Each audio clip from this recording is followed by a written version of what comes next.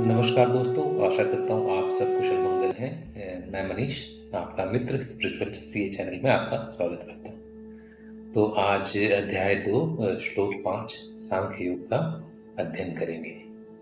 तो आज का शब्द है डिस्ग्रेस, यानी अपमानजनक।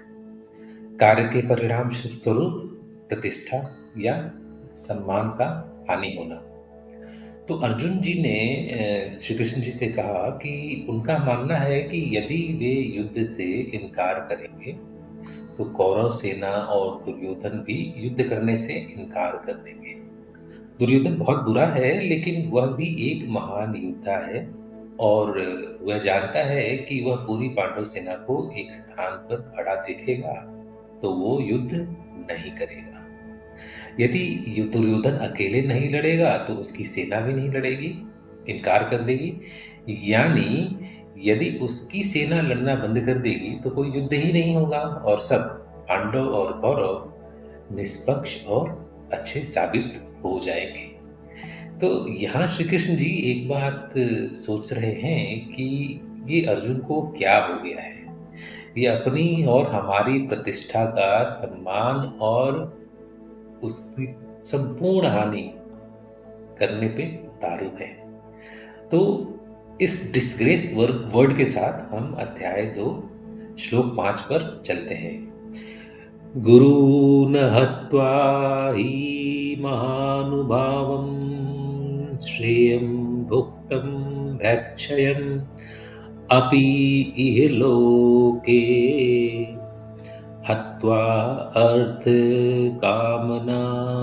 तु गुरुम् इह इव भुञ्जीय भोगान् रुधिरा प्रदिग्धन्।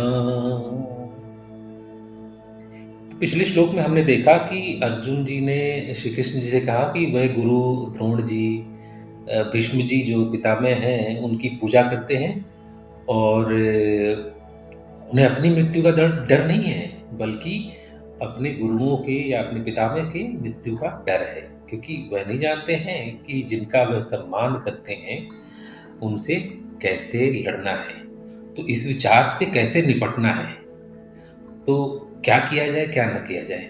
तो उन्हें हमेशा के लिए खोने का, क्योंकि वह उनसे प्यार करते थे और इसलिए वह उन्हें मारना नहीं चाहते थे।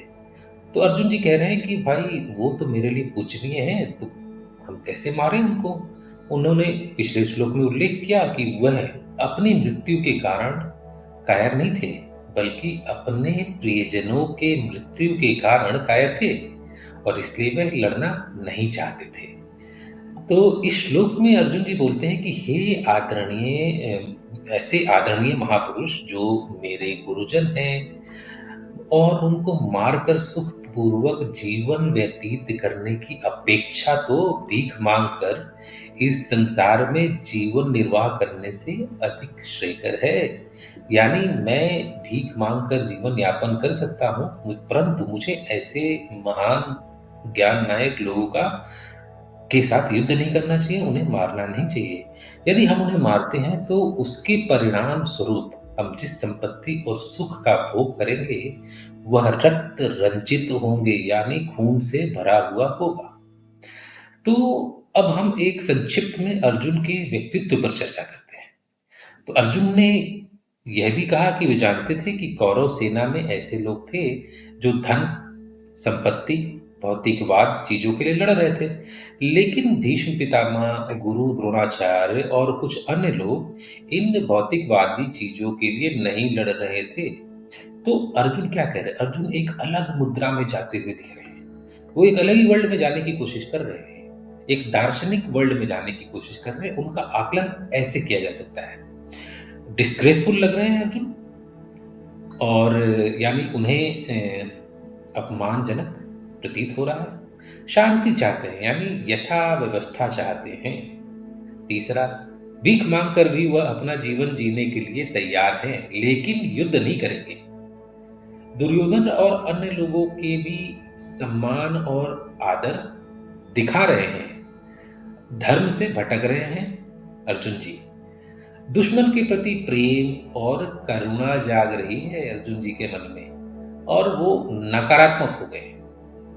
तो देखा जाए तो इन 7 शब्दों के साथ व्याख्या जो हमने किया, इससे हम क्या कंक्लूड कर सकते हैं? इसका कंक्लूजन क्या है? क्या निष्कर्ष निकालें अध्याय 2 श्लोक 5 से हम लोग? मनुष्य के चरित्र के 2 पहलू को समझ सकते हैं हम और यही 2 आज का निष्कर्ष है। पहला शब्द है और निष्कर्ष है नकारात्मक, जो अर्जुन में है और दूसरा शब्द और निष्कर्ष है सकारात्मक, जो श्री कृष्ण जी में है। तो नेगेटिविटी, पहला शब्द, अर्जुन युद्ध का वह सकारात्मक पक्ष नहीं देख पा रहे हैं और पूरी तरह से नकारात्मक भावना से ग्रस्त हो गए हैं। वह युद्ध, धर्म, क्षत्रिय का कर्म, हर चीज को भूल गए वो कि उनका कर्म क्या है, उनका धर्म क्या है। युद्ध में उन्हें हत्या करना अब गलत लग रहा है। तो अर्जुन नकारात्मकता की वजह से अधर्म को धर्म मान बैठे हैं और हम सब ऐसी परिस्थिति का सामना कर सकते हैं। क्या करें? तो ईमानदारी से पूछे तो मुझे भी नहीं पता, क्योंकि ज्ञान अलग है और व्यवहारिकता अलग है। मैं यहाँ जवाब या ज्ञान नहीं दूंगा, लेकिन अगर स्थिति अगर ऐसी आए तो कुछ समय मुझे लगता है थम जाना चाहिए, रुक जाना चाहिए, थम और फिर आराम से सोचें कि क्या सही है, क्या गलत है। अब दूसरा शब्द और दूसरा पहलू क्या है? पॉजिटिविटी। तो श्री कृष्ण जी में पॉजिटिविटी है, उस पर चर्चा करते हैं। तो जहां अर्जुन नकारात्मक हैं, वहीं श्री कृष्ण जी के अनुसार हत्या करना गलत क्यों नहीं है। यह दृष्टिकोण के खेल की तरह है। अगर हम, एक पर्सपेक्टिव है, जब लोगों के पास चीजों के बारे में एक अलग पर्सपेक्टिव या दृष्टिकोण होता है तो वो अलग तरह से प्रतिक्रिया करते हैं और वे चीजों को अलग तरह से देखते भी हैं। तो कृष्ण जी को पता है कि अर्जुन अभी अपने संतुलन में नहीं है, उनका दिमाग अभी संतुलित नहीं है, धर्म और अधर्म की परिभाषा में वो उलझे हुए हैं और सही सही सही निर्णय लेने में वो अभी सक्षम नहीं है। वो समझ नहीं पा रहे हैं कि सच सच सही क्या है, गलत क्या है। परंतु कृष्ण जी तो महाज्ञानी है, भगवान है, तो उन्हें पता है कि उनकी सकारात्मकता धीरे धीरे अर्जुन को सकारात्मक बना देगी। तो फिर यहां मैं यही बोलूंगा कि अगर हम ऐसी स्थिति में आए तो हमें क्या करना चाहिए? हमें अपने इष्ट देव, भगवान, मेंटर, गुरु को याद करना चाहिए और उनसे प्रार्थना करना चाहिए कि आप हमारा मार्गदर्शन करें, क्योंकि आज कृष्ण जी के रूप में ये लोग हमारा मार्गदर्शन कर सकते हैं कलयुग में।